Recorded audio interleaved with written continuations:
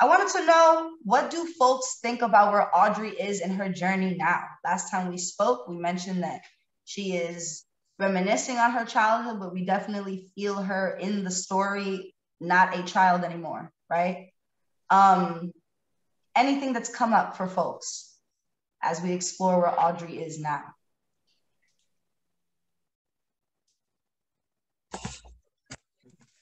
One thing that comes up for me is how awful that household must have been for her to run away as far as Mexico. Mm. I mean, not just the household, but everything around her society was just wearing her down. And I admire her bravery or craziness. I don't know which one is a better description. But I don't know if I could have done that at age 18. Absolutely. Yes, seeking refuge, making that decision to leave your hometown, particularly not only, like you're mentioning, not solely because of what's happening in the household, but the societal pressure and what it means to try to figure out who you are. I agree. It's such a brave thing. And going to Mexico is also later on, we see part of her further work, but I believe this is the beginning of that opening. So yeah, no spoiler alerts. Oh, it's not in this section? No, but it is, right? Yeah. We won't go too deep. No, it is. And Audre writes about Mexico a lot in her later essays, you know what I mean? That's where I'm making the connection. I'm not even sure. I don't even remember how it happens in here. No, I do, because we read it. Okay. So we're naming that she's at a different stage in her life. How brave it must be to make that choice, right? And was it a good choice? What does she end up, what happens in Mexico? No. That's what we're on, Anna. No, we're only supposed to read till 21. No. Uh-oh. Yeah, no, wait. I think so. What are we supposed to read up to 20? I read 23. No. I mean, if you read ahead, that's fine. No, I read what I saw on today's email said through 24. 153. Yeah, it's not 21. Yeah, I thought it was 21 earlier, but I saw something else today. We can stop at 21 though. I'm gonna say that okay, y'all. I'm gonna say that we're gonna talk about whatever folks feel compelled to, and if that's the risk and the funnest part of being a part of book club, that you'll find out things. Okay. We all got to be responsible for our own timeline and our group timelines as well, right? So, it's okay if you didn't get to Mexico. D-Faye, is there anything else you want to talk about in that Mexico part? Or, you know, I had asked particularly what happens, but I'll reword the question maybe to something that's a little less spoilery. Overall, in your opinion, was it a good move? I thought it was. There were people who saw her. And she had not been seen in New York, not even in her own household. Again, that household is a very interesting incubated kind of thing. Let's talk about that for a second. And I think this is something we could all kind of speak to and relate to. Has anyone had that experience where you kind of leave your home or your community or the people who you understand see you and know you, and then you're like, oh shit, they see me somewhere else. They see a part of me I've never even seen. Has that happened to anyone? Has anyone experienced something like that? Or has it been mostly the community we have? And it's like that community informs how I see myself and how I see others. It's something to ponder. Yeah. She really didn't fit in a lot of places. You know. Really, well, at least she didn't feel like she fit in. It was really in no places she fits in. I mean, the minute she graduates high school, she leaves. She goes out to Brighton Beach. She doesn't fit in there. Then she comes into the city for a short period of time. When she fits in, she starts to find a community, but then she moves up to Yale or New Haven for a job. And that doesn't last long because she's trying to get to Mexico.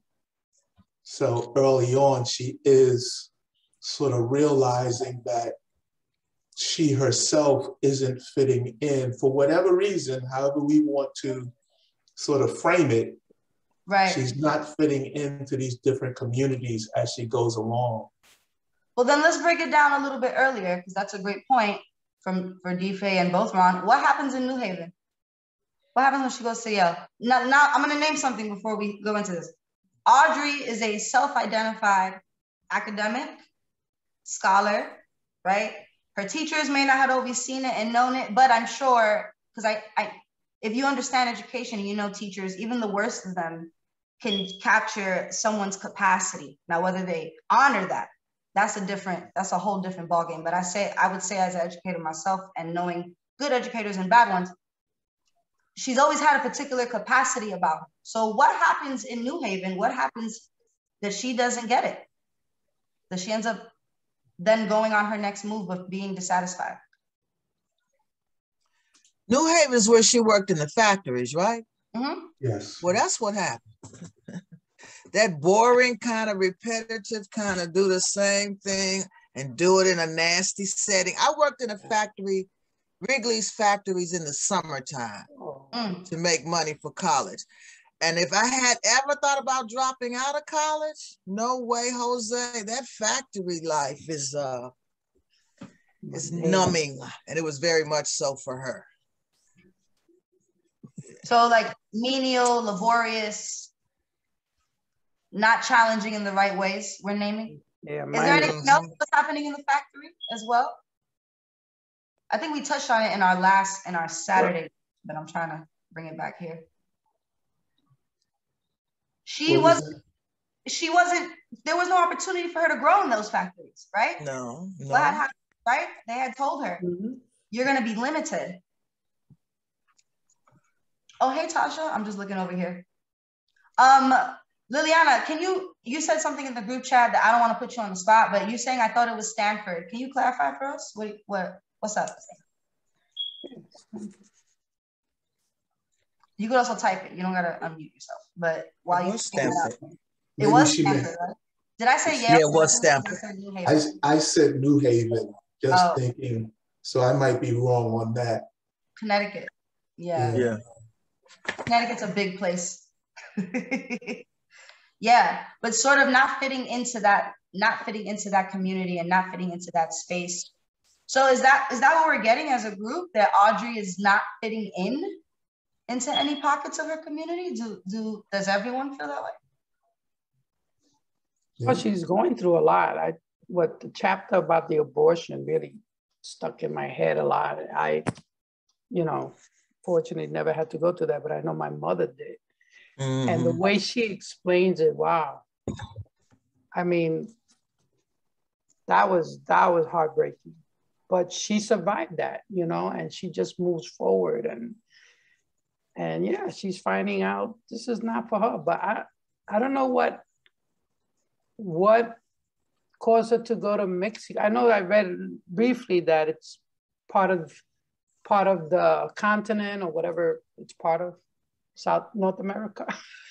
And she felt at home with that. But what else attracted her to, now that you talked about Mexico, what was it about Mexico besides the color and what was it about Mexico that? Maybe she doesn't explicitly say, right? Maybe we have to imply that those reasons were enough, but we could also speculate. Like why do we think she decides to leave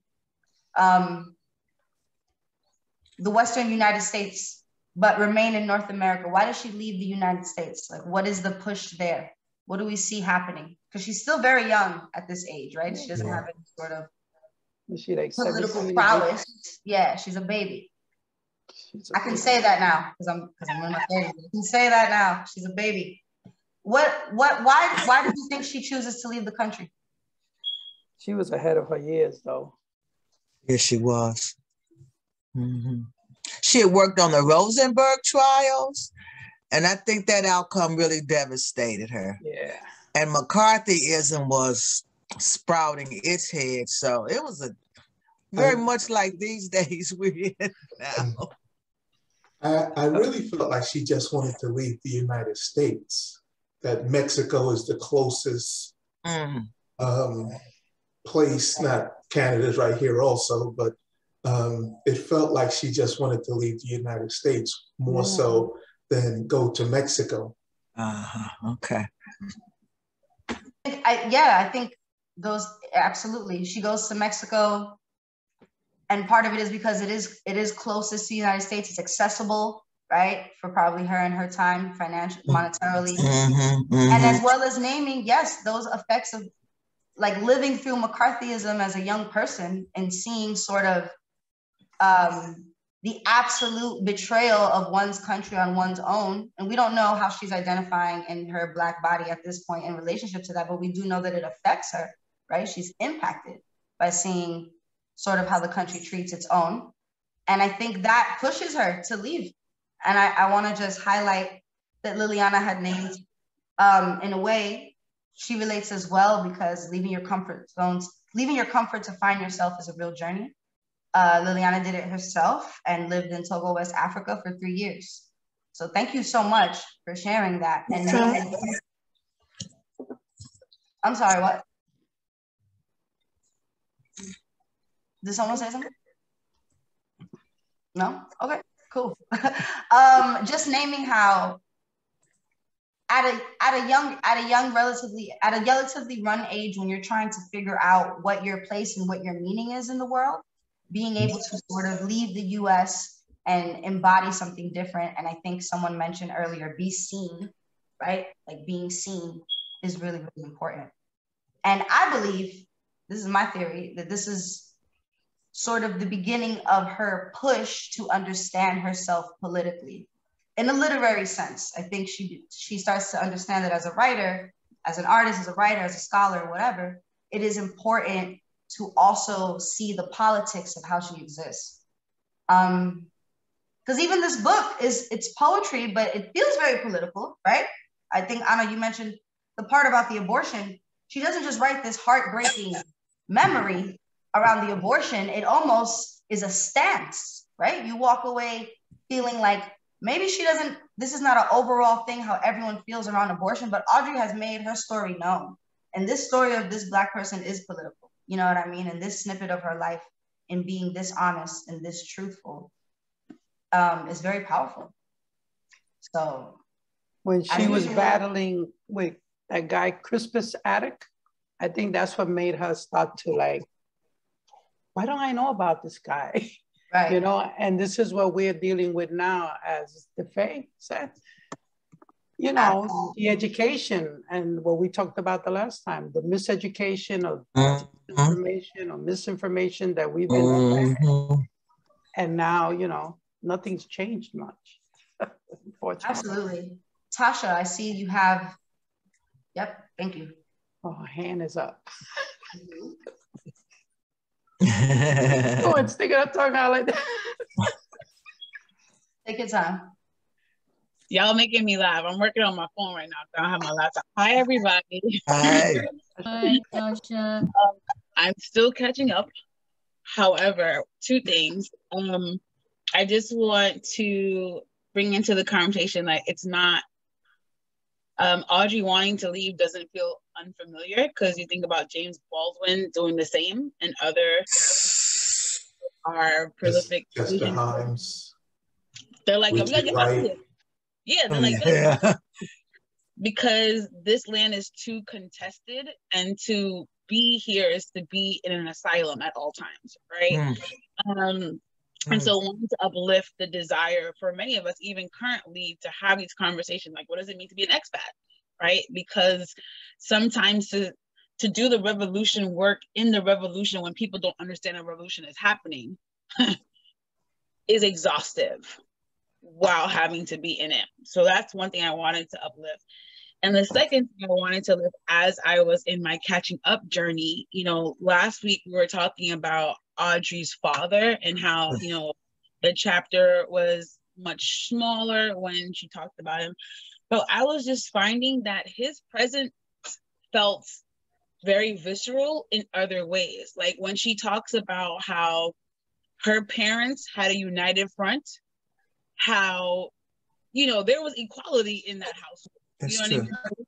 There wasn't a dominant male force figure and the woman was left behind. It was like, We knew that there was a convening happening behind closed door, that, you know, we will always remain and have this united front for the children, right? And then also too, when she talked about the sharpening of the pencil, right? My mama sharpened my pencil with her knife, right? But when she talks about the situation with the, you know, the teacher trying to make her write with the crayon, and she was like, no, ma'am, no, we can't do that. But then recounting how her father was the one, and she relished that moment. So it was just like, it made me think about how are we observing the presence of people outside of the structure of the writing, right? Even though he may have had the shortest chapter, I feel him viscerally in these undertones as she speaks about him in relation to the dynamic in the home and what he offered her moving forward. So it was just in my brain all week. I was like, oh no, he's here.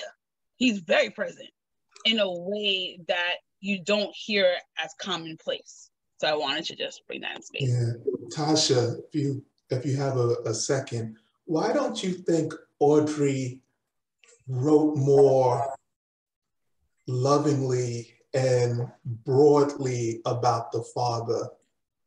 I'm struck by how little narrative is given to the, I think I said this a few weeks ago, how little narrative is given to the father and the two sisters. We know they are important figures, but it's basically Audre and her mother. That's the narrative that Audre presents to us. So I think the reason that might be is, one, we have to like figure out how we're quantifying love, right?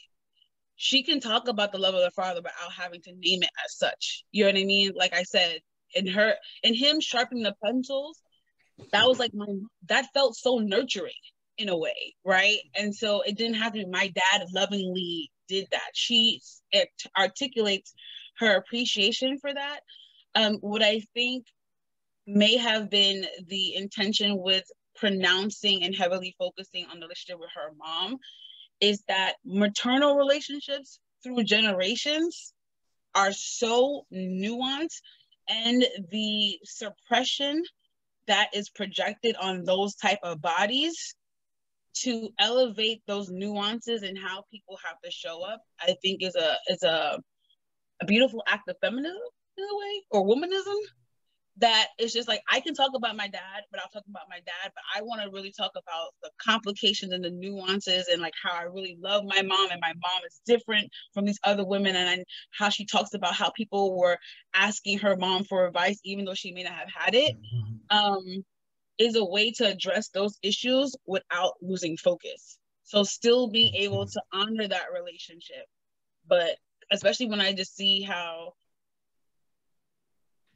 childhood trauma can show up in maternal line. We talked about this when we were reading The Daughter Stone, right? It's just like some of that stuff will trickle down and you'd be like, well, how in the hell? So for her to use her narrative to like kind of speak to all of the things that have come up with her exploration of her own self, like Paula keeps bringing up, I think is what she may have been trying to do with this narrative. I agree with you 100%, Tasha, especially naming that something, because when you're speaking, I'm thinking of the idea of like what's unspoken or unsaid. Just because it's unspoken or said doesn't mean it isn't present or not there. And, you know, we grounded ourselves in the acknowledgements a couple of weeks back when we started this book, and she names, this is a book about the women who gave me my name. So, you know, maybe it's not that striking. Well, that's not the word I want to use. I just said striking because someone used it earlier, but if it's striking for you, it is. So that's not the word, but my mind just went there. Maybe it's not as surprising that she doesn't mention her father or her sister with as much, I'm not even gonna say fondness, because the shit she writes about her mother here is not always fond. Like, it's kind of fucked up. So like, I think the reason why they're not mentioned as much is because those aren't the parts of them that allowed her to come into Zami. You understand? And I think maybe that's what we focus on, because if we go back to the acknowledgements really quick, just that second sentence is, well, let me read the first one too, because it's so beautiful. And she says, may I live conscious of my debt to all the people who make life possible. So maybe unspoken, those people that we're mentioning are in that. And then the second sentence, she says, from the bottom of my heart, I thank each woman who shared any piece of the dreams, myths, histories that give this book shape. That myths and histories and dreams part is real important, you know, when we think about, again, how she's telling these stories. Because it reminds me too of what Ron said last week around, it's the annoying thing about a biography, which now I'm annoyed too, Ron. I never even thought about this before, but now like I'm team you on this. It is annoying to understand that this story is not the whole story. It's literally just how it's being presented and how she feels around it. So Audrey brings us back. I wanted us, if we're able, to go to page 124 really quick. This was cribbed into last week's reading as well, but just in case, because at this point I'm not sure. I think I've overread for both groups.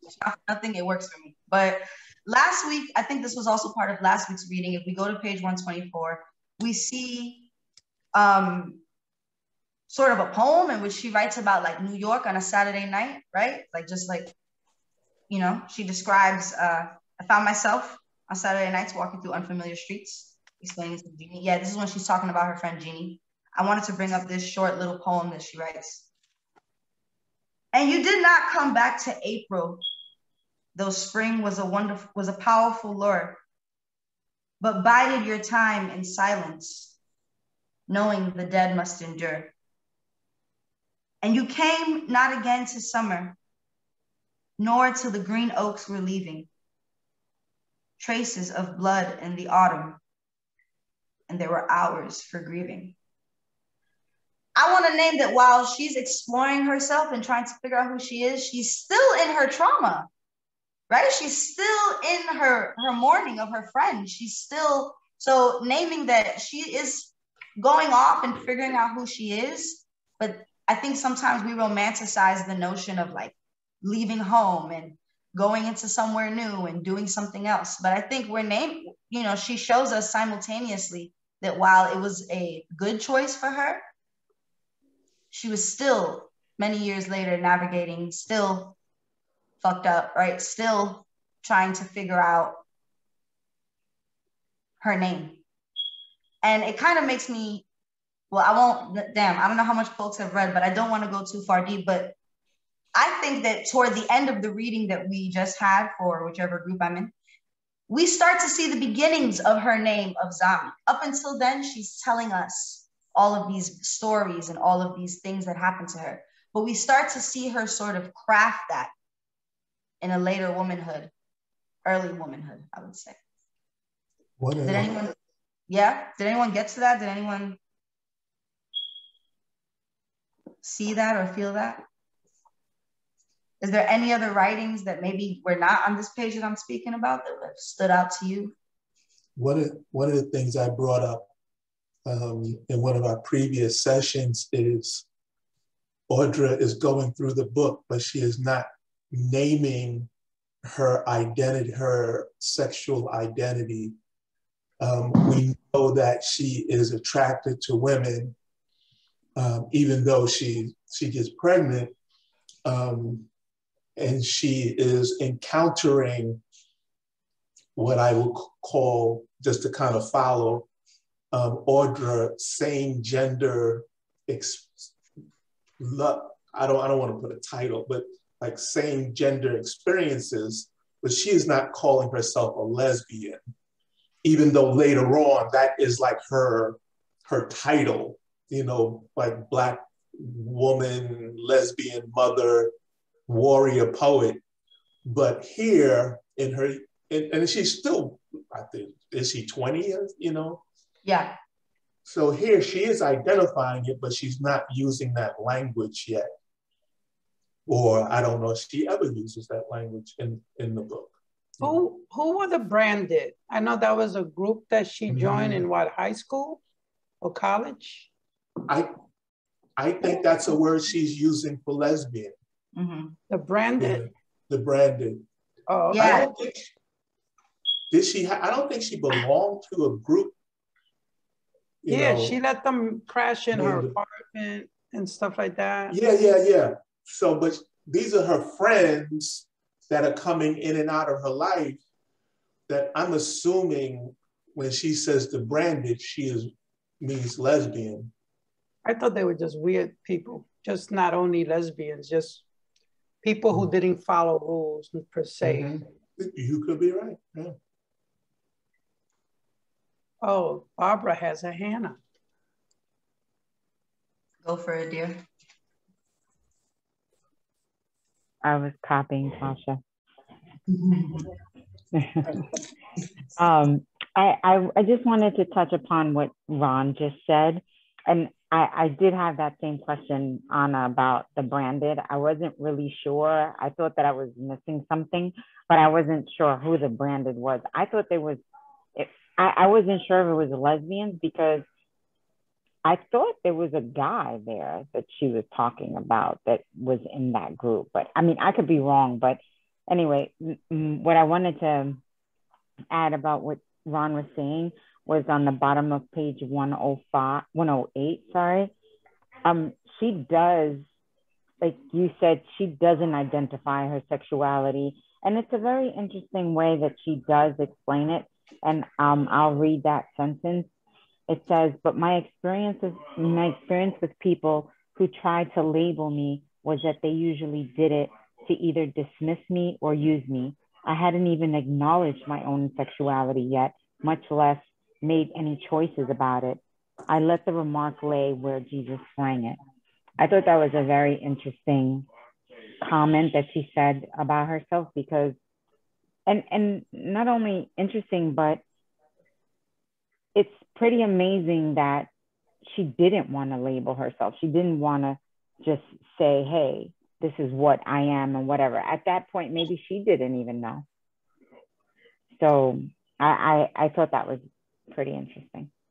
Absolutely. Yep. She definitely explicitly names that she doesn't. I think what you're naming for us is that she's literally saying right there, I don't know. So the fact that other people are trying to name me is ridiculous, right?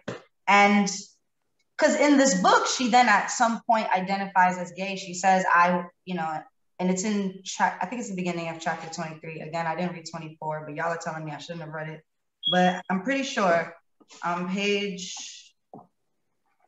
176, if you haven't read it, let's go. We're doing it together. She says, I remember, and this is her in New York now as an adult, and she's young. She had just come back from Mexico, had that whole experience with Eudora, okay, which is just someone who you'll read on later in the story, or is a group of folks that she made community and kinship with out in Mexico. So she's back in New York, and she says, I remember how being young and Black and gay and lonely felt. A lot of it was fine, feeling I had the truth and the light and the key. But a lot of it was purely hell, right? So naming whatever sort of unknown she was struggling with in the past, now to be in a space where she's an adult, she's beginning to know herself. And oftentimes we think in life, once I figure this out, or once I get this sense of knowledge or this understanding, then I got it. I'm good. But she literally was like, I got the keys and the tools to liberation because I'm gay, right? I'm a lesbian woman, I'm free. And in that freedom, I'm in pure hell. What does that mean for folk? Wow, right? Sheesh. What is that? What is she naming? Maybe I just said it, but how does that land for people? I'll go on to just read a little bit of it's too good, I'm sorry, but I'll go on to read a little bit. No, it's good. She says, there were no mothers, no sisters, no heroes. We had to do it alone, like our sister Amazons, the riders on the loneliest outposts of the kingdom of Dahomey.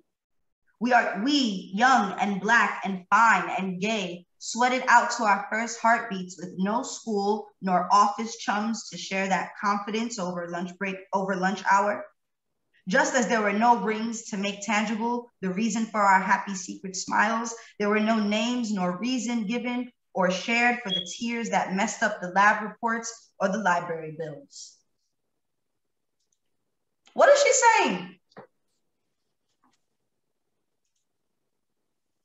She's saying basically what people are saying now with everything that's going around, like transgender, with, you know, people still don't have voices. And, you know, as much as there is a fight for things on the calendars every time, I don't know that, you know, that she was a pioneer in what she did, but I don't, what year are we talking about? Because I like to like know where she was living, the times, because you have a lot of people out there that are struggling with music and, you know, like they were saying earlier, going to Europe because this country just doesn't, you know. Yeah, it's New York in the 70s, I believe. In the 70s? It's earlier than the 70s. 60s, No. like the mid 60s. Actually, I think it's, they make an announcement, but Brown versus Board of Education. Oh, yes. I'm bugging. Yes. Like mid-50s. Yeah. I think she graduates in 52, if I'm not mistaken. I think it says that somewhere in the book. Graduates in 52, but then that means she's in New York late 50s, early 60s then, by the time she's back in the village. Comes back from Mexico. Yeah. Yep. So she's naming that in the late 50s and the early 60s, that it was lonely and it was hell. There's a lot going on. In her experience.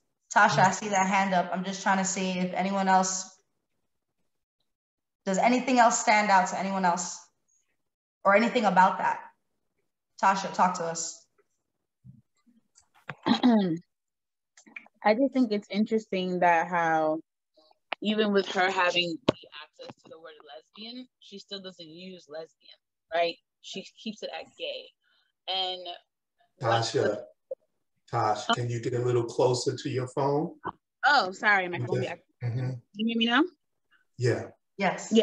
So I think it's interesting with her having access to the word lesbian, she still chooses the word gay. And is there strategy in that?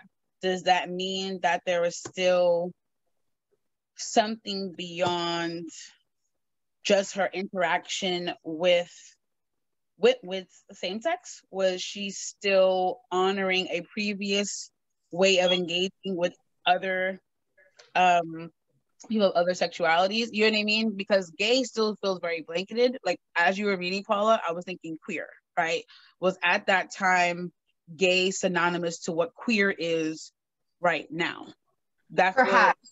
I think perhaps because I didn't keep reading because folks haven't read it, but she also calls herself a lesbian a couple of sentences later. So I don't think she's like gay lesbian. I think for her being gay, she's part of the gay community, and then within her lesbian identity, like she then tells these stories. You know what I mean? Which I think is what you're saying queerness is, and then folks have their own.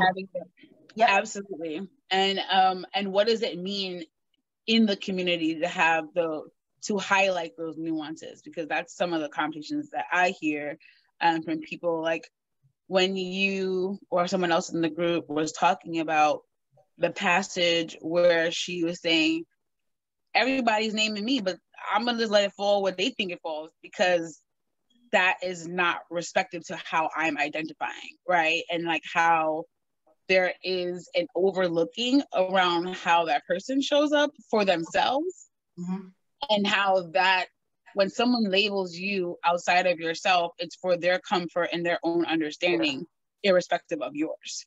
So I think that bringing those 2 points together just shows, like, again, like you were saying, the transition and the progression in that conversation. Absolutely. Well, in 150, the last chapter, she says she's meeting other lesbians. So she does throw the word around. She said it was very difficult except for the bars, and she didn't drink. So she kind of was limiting, you know, she limited because of her not drinking and hanging out or whatever. But maybe at the time, I don't know, was the word lesbian used a lot? I don't know. That's maybe the 50s, the 60s. You had to watch what you said. You had to watch. But I think to Tasha's point, again, we're naming that using the term gay would be like back then would be synonymous with using the term queer now, because it's supposed to be all encompassing. So she definitely identified as a lesbian. When she's writing the story of her truth, however many years later, we're getting these words, right? From when she's actually experienced them, right? So from when she was actually lonely and young and Black and gay to when she wrote it down for us, right? Well, I'm talking about that timeline. So even within that, I think it's intentional for her to write, I am gay, I was gay, because it is associating the entire, in her mind, the entire community, right? It is naming that this was, this is not just my identity as in being a lesbian or who I was attracted to or who I wanted to have sex with, but I was gay. And culturally, this is how it impacted and shifted me. And I think writing that in whatever timeline we're in now, which is what, the 70s, the 80s, right? Writing those things down is intentional. She's using gay because she's trying to name that she was part of a community in which she was lonely and didn't always fit in and, had issues. So. I also think that in writing this book, I mean, she is quite intentional about the labels that she gives herself and others, because by the time this book comes out, she's a well-known scholar, public intellectual. Yep. So she's just not sort of writing a book as just like, some person who doesn't have a platform. So I think she is choosing her language that reflects her position in society. And she's choosing words that may sound political then, we take them for granted now, but right. In not using lesbian like early on to describe herself, that's an intentional act. Whether the word lesbian is common or not, she might be making a statement about just the use of that word and how it separates women, queer women from queer men, like that. Paula? Absolutely. Yeah, sorry, just Paula. No, I was just saying absolutely. I'm kind of struck. I've been noticing this all along. Now I think I lost the book. Oh, there it is. I feel like she's kind of wanting us to work. Like she's putting terms on the table. I remember back when she was talking about I don't know, it was the trip to Washington with their family or what, when she's talking about things and she said, it clearly racist incidents, but she says, but I didn't know what to call it then. I felt it and I knew it, but I didn't know the words that went with it until later. And the thing that I'm sort of interested in this discussion about lesbian on page, I'm looking at the Kindle, so I'm not sure it's exactly right, but page 162, she's just met Eudora and it's really just at the beginning. And there's this paragraph where she begins with, Eudora wanted to know what I was doing in Mexico. Mm-hmm. Young, and Eudora's labeling her young, Black with an eye for the ladies, as she put it. And I like the way that she reports these things. And what's interesting is she's reporting people using these terms, but she's not commenting on them. She wants us to decide what we think and what we think these things mean and work through this with her. That was the second surprise. I'm still reading. We shared a good laugh over the elusive cues for mutual recognition among lesbians. Eudora was the first woman I'd met who spoke about herself as a lesbian rather than as a gay, which was a word she hated. Eudora said it was a North American East Coast term that didn't mean anything to her. And what's more, most of the lesbians she had known were anything but gay. And she doesn't say what she thinks. She just puts that out there and makes us think, oh, well, depending on where our position is, what's that? There's then, there's now, there's who am I as a reader, who is she? And I feel like she wants us to go through that process of naming a whole lot of things as she's figuring it out. I just think it's amazing. I also think she has an incredible instinct for, it's like she has, I don't know, I was gonna say an instinct for joy. She goes through such painful things and she gets herself to that place in Mexico almost like by instinct. She just keeps going and nothing holds her back. I mean, I guess I would call it genius more than instinct. But anyway, sorry, the thing I want to say had to do with the way she reports people using labels and puts a bunch of them on the table for us to sort of play with. It's with sexual identity. And now when you say that, I think about how when she describes Eudora's alcoholism, that she even plays with that term. She's like, well, to me, that word really meant like a derelict. So I couldn't see my friend's alcoholism at the time. Like, she was an alcoholic, but we wouldn't say that. And so it really does speak to, I think it's her genius impulse. You know what I mean? She is able to use sort of like a navigation system, but she's brilliant in that because she's able to take many terms at once and kind of figure out where does she fit in that, and brings it back to the US. So thank you, Paula, for naming that. Oh, don't you love, can I take a second? Don't you love meeting people named Paula? I love it because I never get to say it. They're so few. Say like, thank you, Paula. You know, like, oh, Paula, that was great. Paula, you're a genius, Paula. Thank you for saying everything you said. Yeah, let's go there real quick. Let's go to page 173.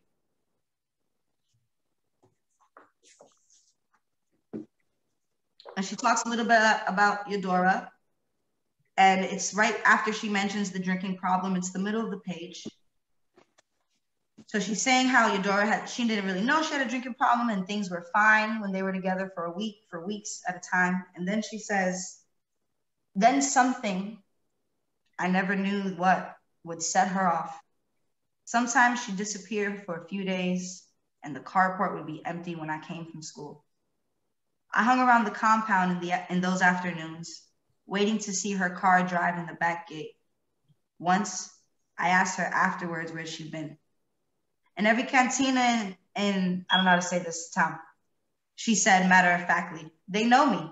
Her eyes narrowed as she waited for me to speak. I did not dare to question her further. She would be sad and quiet for a few days, and then we would make love. Wildly, beautifully. But it only happened 3 times. So, Paula, I highlight that point to name that even as, it's literally what you're saying, right? Like she's giving us these fond experiences, but there is like an immense thought and sadness, and like she's actually holding so many things at once, and that's her brilliance, right? Like that's her genius. Obviously, Eudora changed her life in terms of introducing these terms of gay and lesbian as non-synonymous, and like teaching her that there's distinctions and how the US has a domination of language. This woman goes on to become a writer, right? So I would argue that Eudora, putting her in the story is one, even though they only hooked up 3 times, right? Putting her in the story sort of honors the beginning of Lorde's scholar and her philosophy around who she is as well. She doesn't think about that before. And in that, Eudora was not great, right? Eudora didn't always make her feel good, right? She experienced doubt with that person. What do folks think about that? Did she experienced doubt with everyone she met, no? Yeah, talk about it. Is that what we think? Why? Like Ginger was the love of her life at one point. Maybe not the young lady who died, but they weren't lovers, were they? Jenny? No, they were friends. The one who, close friends. Yeah. But she did love her. B, who was boring. So what is it? Does Audre just pick shitty people to hook up with, or is there something else happening here? Right? That's what I'm naming. Is there something else going on? Or do they find her? Girl, that sounds like me. But let me stop. Is something else going on? I would argue that something else is going on. I would say that, you know, it's not just, maybe she doesn't have good self-esteem. There's something internal, right? That she's sort of projecting in these relationships. But she's able to walk away learning. I think take Audre Lorde out for a second and just put like your regular person in. If there's like a toxic relationship, right? Or let's naming that like you're in a relationship that's non-reciprocal and maybe like a little bit too much, right? Which one would probably categorize as toxic. at what point do you ask yourself, like, oh, is this something that I'm engaging in with these people? Or at what point do you tell yourself, actually, this is going down the way it is, and I'm going to learn from you and take away and be my best self in another situation? I think oftentimes when you're projecting, you don't get to that. But Audre is showing us, like, even in these crappy hookups or situations that are like fleeting love, but then it goes sour, she's still able to walk away with like a very impactful life lesson. So much so that she writes it in the book and she shares it with us. And I wanted to highlight that, right? That like oftentimes we go through something internally, or you know, it looks like, oh, this just happens when I'm with this person, or this just happens in this situation. But Audre, throughout her life, as Anna has mentioned, there's contention. There's contention with people that she chooses to love and be very, very close to. And I don't know, I think it's interesting.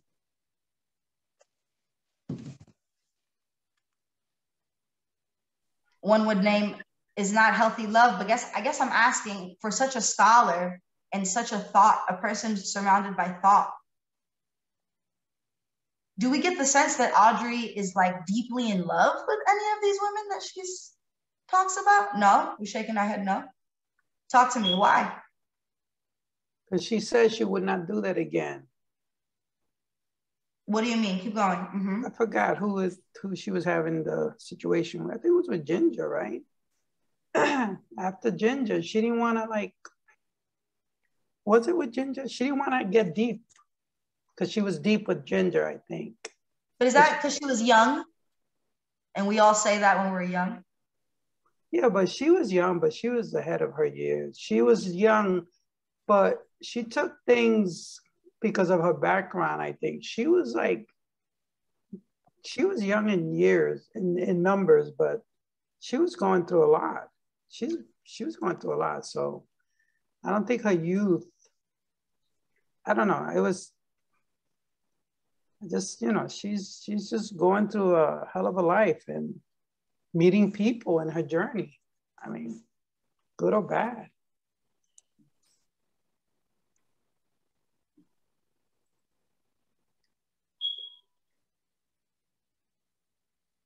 So you're gonna backpedal to good or bad? She got burned and she didn't want to do it again. I'm trying to get us to the point of is that I think we, at some point in our reading, and maybe because we just admire Audre so much, and we're taking in this information, not as it's happening to her, but again, as she remembered it later on, right? Like that is how we're receiving it as the reader. And I want to name that we're saying how brilliant and how ahead of her time and how like much of a genius she is, which she is. But what I'm trying to highlight to you is that she's doing regular shit and making regular human decisions and fucking up just like we probably have, do, or would. You understand what I'm saying? It doesn't feel as philosophic.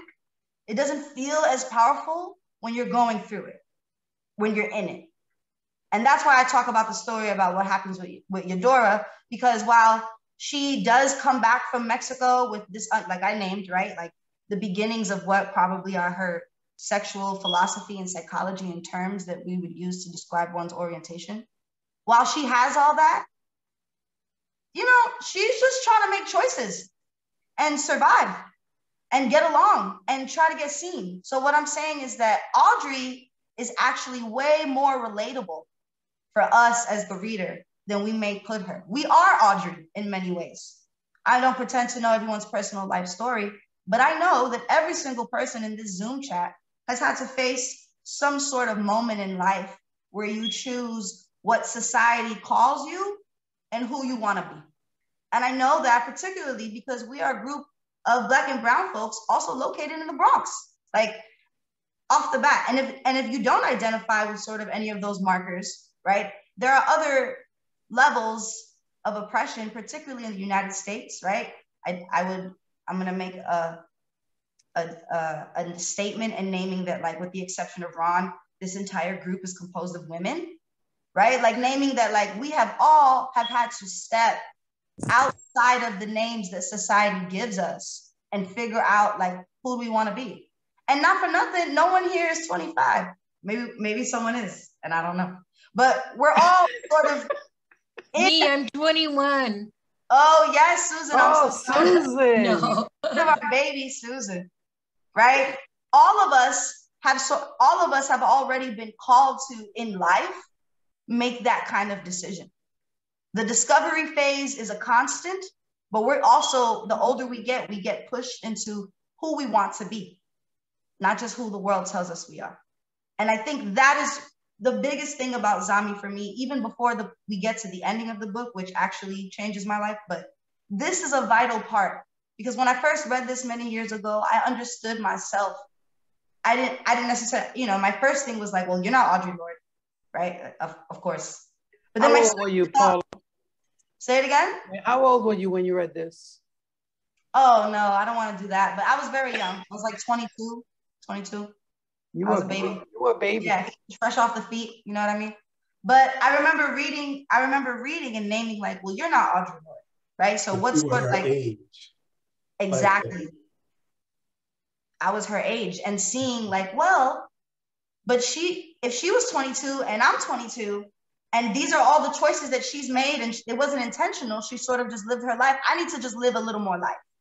I need to stop being, committed to what I want the world to call me, name me, see me as. And that is sort of like, that was my big thing when I was reading this book. And I get very excited about it because we are at this part, where she is no longer, even as she navigates loneliness and uncertainty, there's no doubt that she's going to live her life experience in order to name herself, even if it's unknown, even if there's a risk, even if she's the only one doing it, right? Even if it's hard, which, as we've all named, she's had a difficult life, right? And I want us to kind of be able to like relish that, see that within ourselves, know that her brilliance is not too far from ours. It is a hard life, but it's also quite an intelligent and intentional life. She is making, from the time that she is young through post-high school, she is making really intentional, actionable decisions that, affect every year of her life. Like, so far, it feels like none of her life has been wasted. That, every chance she gets to move forward with intention, she takes it. That might be youth, but even within youth, again, she is still quite young, we do spend a lot of time trying to figure out our next step. And she knows her next steps, even when she has the abortion, I'll use the word loosely, she gets in trouble and has the abortion, it feels like by the time that's done, she already knows what she has to do next. At least the way it's written and the way she presents it.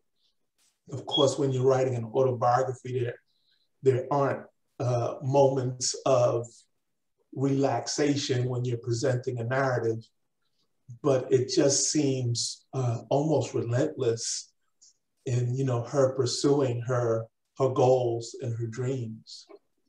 Right, and how she communicates that pursuit, Ron. I think you are head right there on it, because on page 60, she literally talks about kind of like, and this is before we get to Eudora and sort of the intimacies of that, but she talks about being in Mexico, and she writes a poem about a little boy, about a person named Jeromeo, and she's saying, this is the first time I understood what poetry was. So to what you're naming, Ron, going through these things and figuring out, okay, how do I pursue them? But then how do I communicate that? How do I dream in real time, right? And she says it. She names, one morning, this is on page 160. One morning, I came down the hill toward the square at dawn to catch my ride to the district. The birds suddenly cut loose all around me in an unbelievable, sweet, warm air. I had never heard anything so beautiful and unexpected before. I felt shaken by the waves of song. For the first time in my life, I had an insight into what poetry could be. I could use words to recreate that feeling rather than create a dream, which was what much of my writing had been about before. Right? And the quick poem that she writes is, the little blind bird boy, Romeo, slept on a stone bench next to the bandstand in the center of the square, near his cages of brightly colored birds for sale. In the pre-dawn darkness, the birds high in the trees sensed the coming of the sun, and the moist, fragrant air filled with an orchestra of song from the birds in the trees surrounding the plaza. The cage birds filled the square with their singing answer.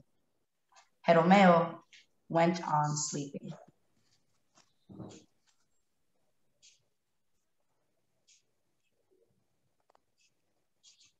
Are you, Tasha, I think it's, I know you unmuted yourself, but I can't hear you. As Tasha fixes her audio real quick, I'm gonna name that. This is literally her in real time figuring out, how do I communicate the pursuit of dream? How do I dream in real time? Not only do I go and like live my best life and not waste any sort of moments that life has given to me and feel my feelings, but how do I come back and share that with the world? She doesn't say that explicitly, but it's literally what's happening. Tasha. No. Shut the front door. Now we hear you. I think, yep. I heard you say shut the front door. But you're not clear, Tasha, so you have to try speak talking. up. Yeah. Speak up. Yeah. Maybe you knocked something off. Maybe you gotta take that off. 1, 2. Yeah, that's 1, 2. Okay.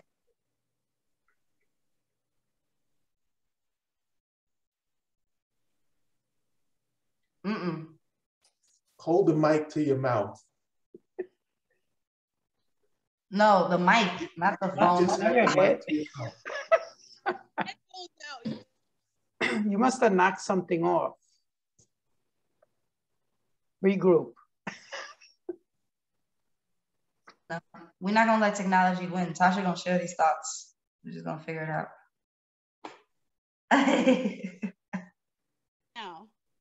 I got the word now. Keep talking. Let's see. Can you hear me now? Yes. Okay, perfect. I'm gonna get this in as fast as I can. For commercials. No. Can you hear now? Can you hear now? To piggyback off of Ron, in talking about her intention, I think the beautiful thing, because Paula had mentioned it earlier about her having the advantage when writing this book to have lived through this life and been to a point when she's writing it. So she's not writing as these things are happening. So there could be intention in that to speak to the many things that she's experiencing, but also highlighting those points of intention. Because Paula, when you said that we aren't that distant from Audre, that resonated with me because it made me just think about uses of the erotic as power, right?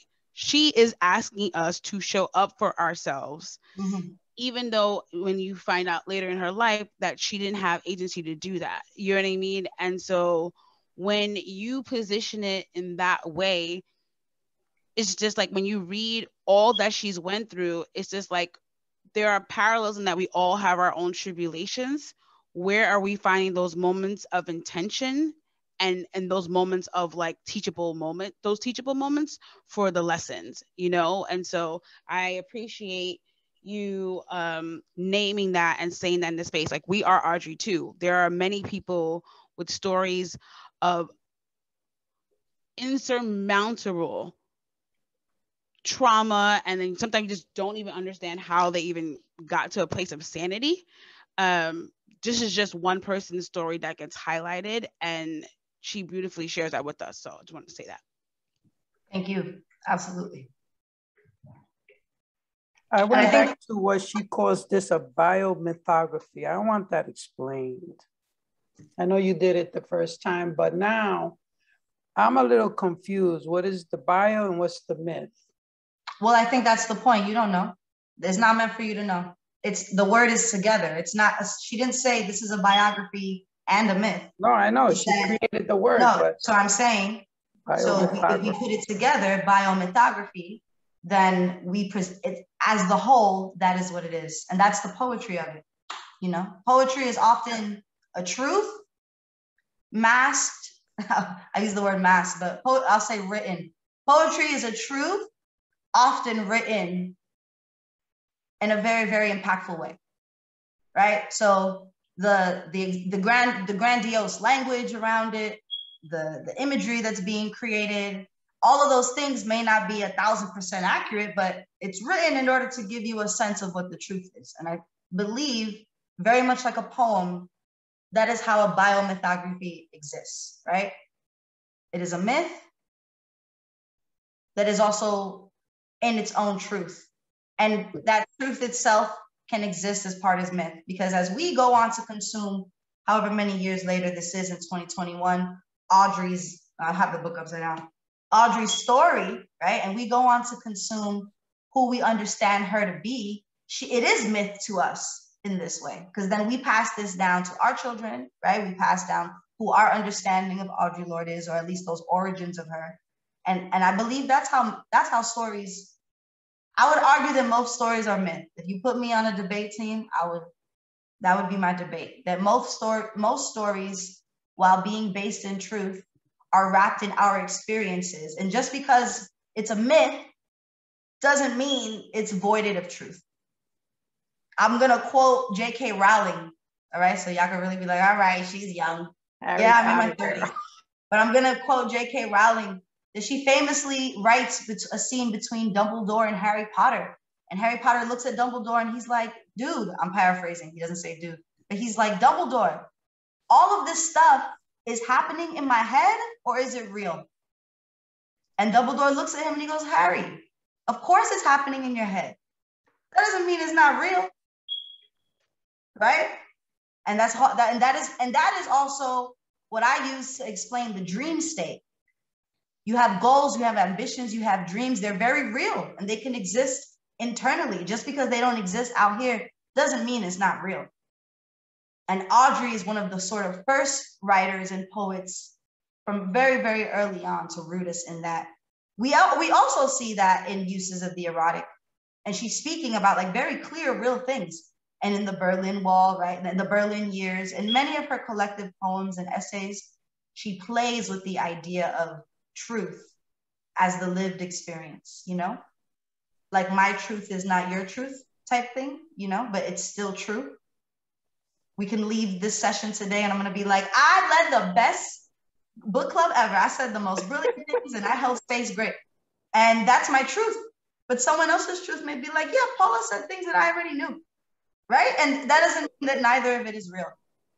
So I want us, especially the book gets really good in these last couple of parts. So I want us to sort of embrace that notion that whatever she tells us, it's the truth and how she sees it. Does that make sense? Does this hand help? Of course. No, sometimes I'm like, did I make sense? Of course it makes sense, Paula. So can we just take a moment to clarify, since we're all together, what is the next reading? Like what pages are we reading? Let's get clear. Ron. So now I've kind of backed myself into a crazy corner. I think last week I put the wrong pages. So in the newsletter, I put the wrong chapters, actually. I put, hang on, let me get there. I believe I said read chapters 21 through 25. Okay, so you're with two groups. Let's take a Zoom check. 15 to 20. Let's take a Zoom check. Where are folks at? Like, is anyone past chapter 25? Is anyone beyond chapter 25? Did everyone read up to chapter 25? No. Okay, so did folks read up to chapter 21? I read 15 to 20. That's what it said, right? All right, here. so I got the proof. we're not so far off. Then we're all kind of on the same. We're talking 2-3 chapters, yeah. So I'll post. So then next week we'll discuss 21 through 25, and then on the 16th, 26 through the end of the book. Next week meaning 11 Saturday or Tuesday? No. There's no reference to Saturday. Okay. No references to Saturday. Okay. So you said Tuesday. So you said chapter 21 to 25. 21 through 25 next week. So that's page 154, folks. All the way to page 198. 195. No, I'm sorry. 198. Including. But the thing about why chapters are so important is because we're all reading on different platforms. So the pages may not always match up depending on the platform you're reading. But the chapters will. So the chapters are always the same. Right. So for those of us that have the book in hand right now, I know this to be a helpful practice. Let's just, this is what I used to do with students. That's one, if you have the book in hand, 154 is chapter 21. And as someone mentioned, thank you, it ends on, chapter 25 ends on 199. But Ron is right, if you have it on a Kindle or something, go by the chapters, or if you just have like a different device. And this book wasn't available as a audio for some weird reason. This wasn't an audio book. Oh my goodness. They should hire me to read it. Audre Lorde. I would have to figure out how to say a lot of things, but they should hire me to read it. That would be do it for free. That'd be the gig of my life. I want to make sure that with 10 minutes left or so, folks are comfortable with where we are, where we're reading in the book, or like we know where we're supposed to at least be by the time we meet next Tuesday. If you're someone, because I know some folks come to Saturday and Tuesday, just show up as you are. It's okay. If you read ahead or if you read behind, we'll make it all fancy. And the correct pages are always on the website, onebookonebronx.com. So you can always check there for Bye, Tasha, I love you. For the pages. Tasha said they had to dip. I love you, Tasha. Have a wonderful night. I wanted to make sure that with these, I did have a question. I was curious how folks felt about this. It was something I can't remember. Okay, I can't find the page right now, but there's a part where she talks about Mexico, where she describes the word negro being used and how when people said it, it meant something beautiful. And I'm just gonna speak real quick to my experience of that little part and see what folks understand and feel. When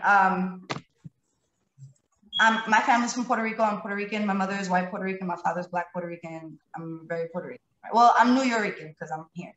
And yes, and in that identity, in that experience, growing up, a lot of aunts, uncles, when I go back to the island on my father's side and on my mother's side, call me negra, negrita, negra, negrita, morenita, morena. That's my name. And that word translates to black, right? Like that is like the literal English translation of the word. And in Puerto Rico and in a lot of Caribbean islands that speak Spanish, negrito, negrita, morena, morenita is a term that's used as like a term of endearment, a term of affection. And the older I get in a 2021 climate, I often have to explain my identity and talk with my family about like, oh, y'all keep calling me negra or morena or whatever this means, whatever it looks like, and that being a huge divide. But can I tell you that when I read that part, I felt, I've been trying to figure out what the word is prior to meeting tonight, and I can't.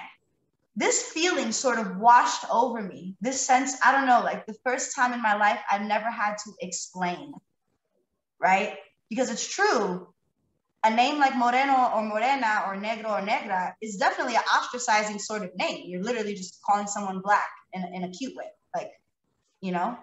And for Audre to write it in a way that sort of holds this blackness and Latinidad that's like unified, it really, really, really meant a lot to me.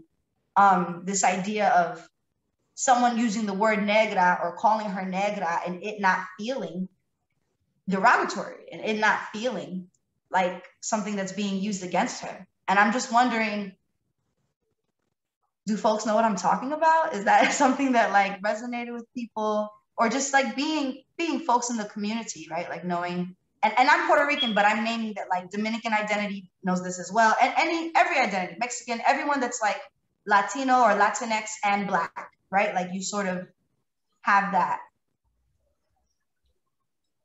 thing that you have to balance. I don't even want to say it's a dual thing because it's not, like it's the same thing.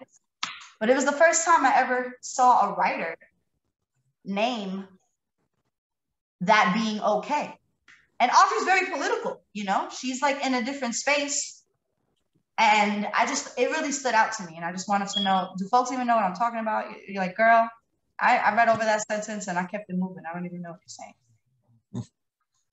I think in the Latino writers, I think they use it the same way, in a loving, endearing way. So.